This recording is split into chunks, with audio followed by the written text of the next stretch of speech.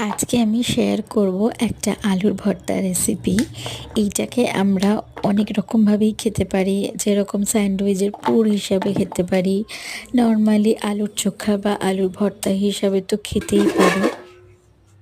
এছাড়া যদি আমরা আলুর পরোটা বানাই তার পুর হিসাবেও এটা খাওয়া যেতে পারে।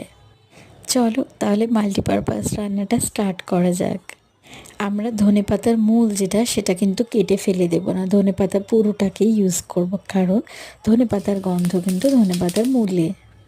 কড়াই 1 টেবিল স্পুন তেল দিয়ে একটু জিরে ফোড়ন দিয়ে হ্যান্ড ব্লেন্ডারে চপ করা পেঁয়াজ, টমেটো, কাঁচা লঙ্কা সেটা দিয়ে দিলাম। একটু নাড়াচাড়া করে কিছু গুঁড়ো মশলা অ্যাড করে নিতে হবে, যেমন নুন, চিনি, গোলমরিচ গুঁড়ো, ধনে গুঁড়ো, জিরে গুঁড়ো, টেস্ট ডেভেলপার, যে কোনো টেস্ট ডেভেলপার হতে পারে, ম্যাগি মশলা হতে পারে, সানরাইজের মিট মশলা হতে পারে, আচ্ছা গরম মশলাও কিন্তু অ্যাড করতে হবে।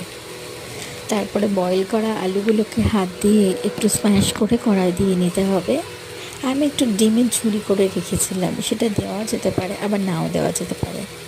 একটু আদা রসুন পেস্টও দেওয়া যেতে পারে। আমি এখানে প্যাকেটের আদা রসুন পেস্ট ইউজ করছি, কারণ এই রান্নাটায় মানে অত বেশি করে আদা রসুন বেটে টেটে অতভাবে লাগে না, কারণ লাগে আদা রসুন ভীষণ অল্প পরিমাণে, সেই কারণে।